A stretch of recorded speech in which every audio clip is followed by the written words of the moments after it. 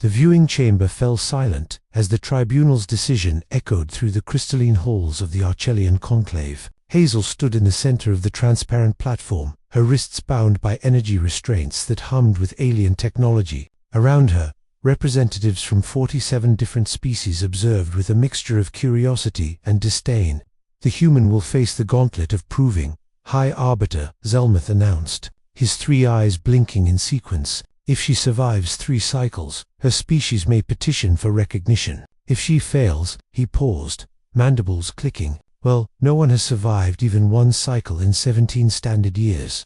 Hazel met the Arbiter's gaze without flinching. She'd known this was coming. Humanity's application to join the Galactic Alliance had been met with skepticism from the moment they'd made first contact. "Too primitive," the Archelian said. "Too violent, too young." The challenge was meant to humble her people, to show them their place in a universe far older and more complex than they could comprehend. It was meant to break her. They didn't understand that humans were already broken. Earth had nearly destroyed itself before reaching the stars. What the galaxy saw as a test, Hazel saw as Tuesday. The first cycle began with environmental extremes. The chamber's atmosphere shifted, temperature plummeting to -80 degrees Celsius. Hazel's breath crystallized instantly, her standard issue suit offering minimal protection. Most species would have entered cryostasis at this point, waiting for rescue. Hazel started doing jumping jacks. "What is she doing?" someone murmured from the observation deck. Leo, humanity's cultural attach and Hazel's closest friend, leaned forward in his seat. He'd tried to volunteer in her place, but the tribunal had been specific. They wanted to test the female of the species. Having read antiquated Earth texts suggesting women were the weaker sex, Leo had laughed so hard he'd nearly been ejected from the proceedings. Generating heat through movement, he explained to the confused Meldorian beside him. "Humans are endothermic. We make our own warmth." The temperature continued to drop. Hazel's fingers went numb, then her toes. She couldn't feel her nose anymore, but she kept moving, kept her blood flowing, remembering every winter. Her ancestors had survived with nothing but animal skins and fire. When the temperature suddenly spiked to 140 degrees Celsius, she was ready. She'd already torn strips from her inner suit lining, soaking them in the water condensation that had formed during the freeze. Now she wrapped them around her head and neck, creating a primitive cooling system as the moisture evaporated.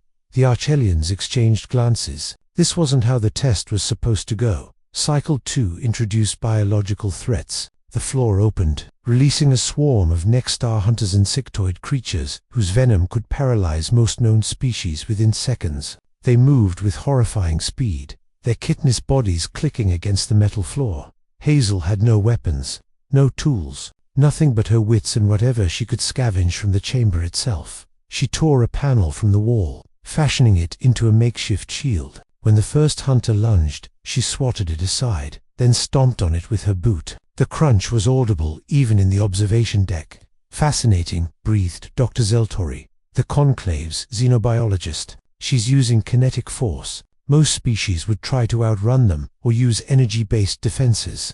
Humans are persistence hunters," Leo said quietly. "We don't outrun our prey. We outlast it."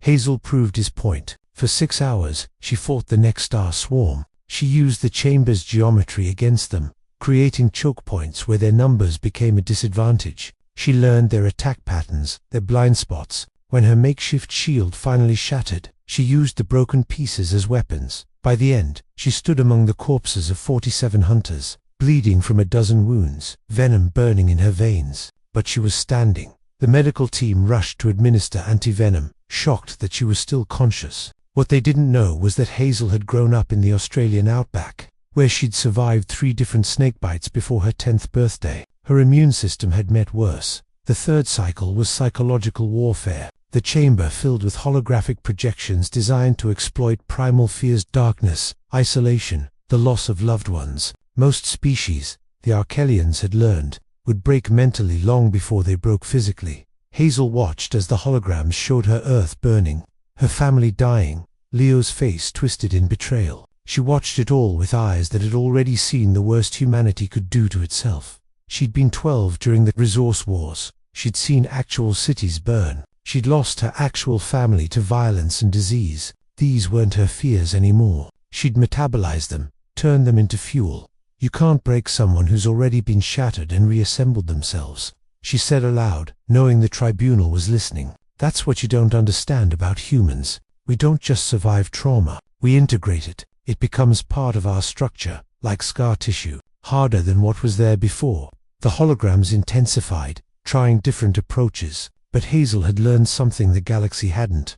Hope wasn't the absence of fear or pain, it was the decision to keep moving forward despite them. She sat down cross-legged in the center of the chamber and began to sing, an old Earth song her grandmother had taught her, about a river that flowed through fire and ice, that carried everything downstream but never stopped moving. When the third cycle ended, the tribunal chamber erupted in chaos. Species argued in dozens of languages, translators struggling to keep up. It was unprecedented, impossible. High Arbiter Zelmuth raised his primary appendage for silence. The human, Hazel, has completed the gauntlet of proving. This tribunal must now deliberate on what? Hazel interrupted, standing on shaky legs. You wanted to see if we could survive your test. I survived. By your own laws, humanity deserves recognition. The test was meant to be failed, Zelmuth admitted quietly, to show your species humility. Then you designed a bad test, Hazel replied, because humility isn't about knowing when to quit. It's about knowing you can fail, and trying anyway. Leo was grinning in the observation deck, tears streaming down his face. He'd known she could do it. Humans always found a way. The tribunal granted humanity provisional membership that evening, not because Hazel had proven humans were stronger or smarter than other species, but because she'd proven something the galaxy had forgotten. Survival wasn't about avoiding damage. It was about what he did with the damage after Dot, as they walked out of the conclave together. Leo threw an arm around Hazel's shoulders. You know they're going to tell stories about this for generations, right? Hazel laughed, wincing as her bruised ribs protested. Good, maybe it'll save the next human who has to deal with their bureaucracy. Behind them, the galaxy began to recalibrate its understanding of humanity. They'd tried to break one human to humble a species. Instead, they'd learned why humans didn't break. They bent, they adapted, they survived, and that made all the difference.